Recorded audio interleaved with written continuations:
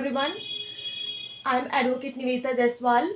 आज हम लोग डिस्कशन करेंगे महिलाओं के 7 ऐसे एक्ट जो महिलाओं को एक शक्ति प्रदान करता है अपने समाज में जीने के लिए और समाज में कुछ करने के लिए, आज़ादी के साथ रहने के लिए। तो 7 ऐसे कानून के बारे में बताऊंगी जो महिलाओं के लिए भी उपयोगी हैं। एंड अगर आप नॉर्मल जिंदगी में अगर आप जिंदगी जी रहे हैं, कोई व्यक्ति हैं, तो आपके लिए भी जरूरी है। एंड अगर आप लॉ की पढ़ाई कर रहे हैं तो इसके लिए भी जरूरी है। महिलाएं क्या है कि कानून के प्रति अनभिज्ञ रहती हैं। उन्हें नहीं पता रहता है कि हमारे साथ अगर शोषण हो रहा है, हमारे साथ अगर अत्याचार हो रहा है, हमारे साथ अगर हरासमेंट हो रहा है, हमारे साथ अगर कोई भी चीज हो रही है, तो हम कैसे इसके विरुद्ध जो है लड़ाई करें, कैसे इसके विरुद्ध जो है खड़ा हुए। तो आज मैं 7 ऐसे कानून के बारे में बताऊंगी, 7 ऐसे एक्ट के बारे में बताऊंगी जो महिलाओं के लिए एक हथियार साबित होगा। और आप तो वीडियो जो है लास्ट तक देखेंगे, क्योंकि शायद हो सकता है कि ये वीडियो जो है आपके काम आ सके। यहाँ पर सबसे पहला जो पॉइंट है, सबसे पहली जो कानून है, सबसे पहला जो महिलाओं के लिए हथियार है, maternity benefit act 2070। Maternity benefit act 2070 के अंतर्गत महिलाओं को प्रेगनेंसी के दौरान जो महिलाएं, वर्किंग महिलाएं जो होती है, उनके हितों की रक्षा करता है। इस एक्ट के अनुसार हर एम्प्लॉय को प्रेगनेंसी के कार्यकाल के दौरान प्रत्येक महिला कर्मचारी को कुछ विशेष सुविधाएं प्रदान की जाती है। इन विशेष लाभों को पैड मैटरनिटी लीव मीन्स की 12 से लेके 26 वीक तक महिलाओं को वर्क फ्रॉम होम की एक सुविधा मिलती है। एंड ऐसा नहीं कि अगर आप वर्क फ्रॉम होम कर रही हैं तो ऐसा नहीं कि आपकी जो सैलरी है वो काट दी जाएगी। आपको सैलरी मिलेगी मैटरनिटी बेनिफिट एक्ट 2017 के अनुसार। यह एक्ट महिलाओं को उनके काम और पारिवारिक जीवन को बैलेंस करने के लिए ये एक लाभ देता है। एक तो हमारा औजार हो ही गया। एंड सेकंड औजार जो है ये इंडियन पीनल कोड के अंतर्गत दिया गया है। असॉल्ट और use of criminal forces to women with intent to outrage her modesty.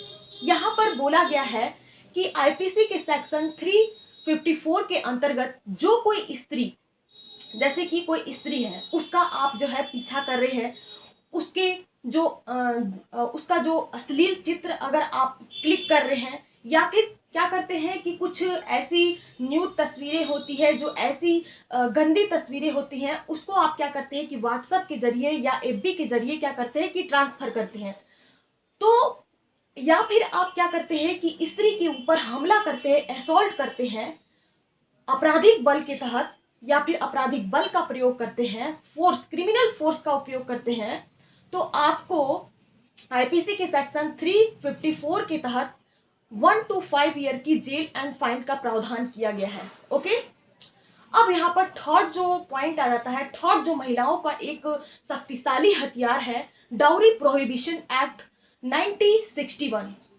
जैसे कि क्या है कि पहले की महिलाएं जो है क्या होती थी कि पहले की महिलाओं के माँ बाप को लोग क्या करते थे कि परेशान करते थे कि बिना हम दहेज लेके शादी करेंगे ही नहीं। आज भी ऐसा किया जा रहा है कि महिलाओं की शादी जो है दहेज के माध्यम से की जा रही है। बाल विवाह, जैसे कि डाउरी प्रोहिबिशन एक्ट जो है 1961 में यही कहा गया था कि बाल विवाह की तरह ही दहेज भी एक भारतीय संस्कृति का एक सदियों पुरानी परंपरा है। ये कस्टम है। हमारे लोग जो हमारे इसमें लोग चाहते हैं कि शादी के लिए दुल्हन और उसका परिवार अधिक से अधिक राशि भुगतान करे, तभी हम जो है दुल्हन को लेके जाएंगे। भारतीय कानून इस तरह के किसी कार्य को दंडित करता है, इस तरह का कार्य को वर्जित करता है। और परिवारों के बीच में संबंध बनाना है तो बिना दहेज के आप बनाएं। यहाँ पर डाउरी प्रोहिबिशन एक्ट 1961 के तहत यही कहा गया है कि अगर आप दहेज लेते हुए पकड़े जाते हैं तो डाउरी प्रोहिबिशन एक्ट के तहत आपको सजा का प्रावधान किया जाएगा। ओके, एंड फोर्थ हमारा शक्तिशाली हथियार है कि prohibition of child marriage act 2006। हमारे देश में बाल विवाह जो है बहुत पुरानी परंपरा है। यह कानून दोनों लिंगों कि बच्चों को जल्द शादी के कारण होने वाली परेशानियों से बचाता है। पहले के ज़माने में क्या था कि लोग बाल विवाह करते थे, मीन्स कि आप जो है एक छोटे से बच्चे को, मीन्स 6 साल की बच्चा हो गया या फिर 5 साल की लड़की हो गई, 6 साल का लड़का हो गया, आप उसे क्या करते हैं कि आप उसकी शादी करा देते हैं। और ऐसा आई थिंक गाँवों में, कस्बों में अभी भी चल रहा है। तो मैं आपको बता दूं कि prohibition of child marriage act 2006 के तहत ये जो है दंड का प्रावधान किया गया है कि आप जो है यहाँ पर लड़की की उम्र जो है 18 ईयर एंड लड़के की उम्र जो है 21 ईयर जब निर्धारित की गई है, तो आप उससे पहले अगर शादी करते हैं तो ये जो है दंड का प्रावधान करता है, मीन्स पनिशमेंट आपको मिलेगा प्रोहिबिशन चाइल्ड मैरिज एक्ट के 2006 के तहत। ओके, यहाँ तक क्लियर है। एंड फिफ्थ जो हमारा महिलाओं के लिए एक शक्तिशाली हथियार है, स्ट्रीट हरासमेंट। सार्वजनिक रूप से आप क्या करते हैं, पब्लिकली रूप से आप क्या करते हैं, एक महिला को परेशान करने का कार्य करते हैं, या फिर जैसे कि फॉर एग्जांपल महिला को अपमानजनक टिप्पणी करना। जैसे कि आप क्या करते हो कि किसी महिला को कमेंट करते हो, अरे तुम तो बहुत ही सुंदर दिख रही हो, या फिर कुछ ऐसी वल्गर कमेंट करते हैं आप, जिससे कि उसको अपने आप में शर्मिंदगी महसूस हो। तो आईपीसी सेक्शन 294 एंड 509 के तहत महिलाओं को ऐसी परिस्थिति से बचाती है। किसी भी व्यक्ति को, किसी भी उम्र की महिला को अपमानजनक टिप्पणी करने का या फिर इशारा करने के लिए एक व्यक्ति को या फिर उस समूह को, मीन्स की समूह मिलके एक महिला को अगर परेशान करता है तो यहाँ पर दंड का प्रावधान किया गया है।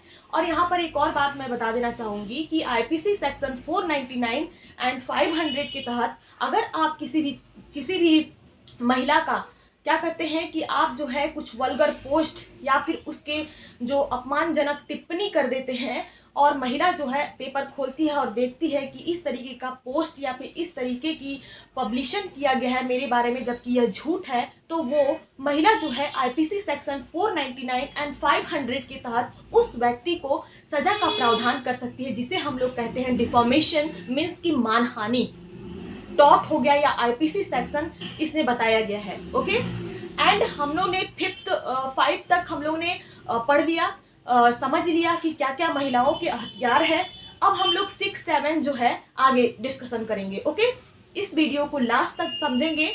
एंड आप इंस्टाग्राम पे भी मुझे फॉलो कर सकते हैं, मैं बहुत अच्छे पोस्ट डालती हूँ, कानून की जानकारी मैं देती हूँ, और जहाँ कहीं भी प्रॉब्लम होती है तो आप हमारे ईमेल आईडी पर निर्विला क्लासेस जो हमारे डिस्क्रिप्शन में दिया हुआ है, nirvilaclasses@gmail.com के तहत आप मुझे मैसेज भी कर सकते हैं कि हाँ मुझे ये प्रॉब्लम है, मैं निःशुल्क जानकारी उपलब्ध कराती हूँ। ओके, तो हम लोग जो नेक्स्ट जो महिलाओं का हथियार है 6, उस पॉइंट को हम लोग डिस्कशन करेंगे। हमारा 6 पॉइंट है कि protection of women from domestic violence 2005। यहाँ पर हो रहा था अत्याचार महिलाओं के खिलाफ। क्या कर रहे थे कि महिलाएं जो है शादी करके अपने ससुराल जा रही थी, और क्या था कि पुरुष उसके ऊपर झगड़ा, झंझट, तूफान जैसी स्थिति ला रहे थे। मीन्स कि क्या करते थे कि महिलाओं को प्रताड़ित करते थे, महिलाओं को मारते पीटते थे कि तुमने दहेज क्यों नहीं लेके आया है, तुम घर से अकेली क्यों आई हो, कुछ सामान क्यों नहीं लेके आई हो। डोमेस्टिक वायलेंस ऐसा किया जाता था। यह कानून मुख्य रूप से किसी भी महिला साथी, चाहे पत्नी हो या महिला लिव इन रिलेशनशिप में हो, मीन्स की लिव इन पार्टनर के साथ लिव इन रिलेशनशिप में हो, तो क्या करती है कि पुरुष साथी के द्वारा की गई हिंसा से सुरक्षा प्रदान करती है। जैसे कि महिला अपने साथी या परिवार के सदस्यों के खिलाफ शारीरिक, मानसिक, भावनात्मक, मनोवैज्ञानिक नुकसान के लिए शिकायत दर्ज करा सकती है। इस कानून में अमेंडमेंट के बाद विधवा महिलाओं, यहाँ पर देखिए 2005 के बाद अमेंडमेंट भी किया गया, और इसके तहत जो विधवा महिलाएं हैं या फिर जो शादीशुदा महिलाएं हैं या फिर बहनें हैं, तलाकशुदा महिलाएं हैं, इस कानून के तहत अधिकार उन्हें भी दिए गए हैं। Okay, and live in relationship में जो महिला के साथ अत्याचार किया जाता है तो उसे भी जो protection of women from domestic violence act section 2F के अंतर्गत वो भी महिला जो है शिकायत दर्ज करा सकती है। ऐसा नहीं कि आप जो है लिव इन रिलेशनशिप में रख रहे हो तो ऐसा नहीं कि आप महिला के साथ कुछ भी कर सकते हैं। ओके, एंड 7th हमारा कानून है, आई थिंक मैंने इसके ऊपर वीडियो भी बनाई हूँ, और इसके जो हमारी वीडियो है वायरल भी हो गई है। आई थिंक 3 लाख लोगों ने देखा है और इसे सराहा है। यहाँ है हिंदू सक्सेशन एक्ट 2005। ये कानून जो है महिलाओं को क्या करता है कि मायके की प्रॉपर्टी मीन्स कि अपने जो पिता हैं नेचुरल पेरेंट्स की प्रॉपर्टी से वो क्या करती है, अधिकार देता है, राइट्स देता है।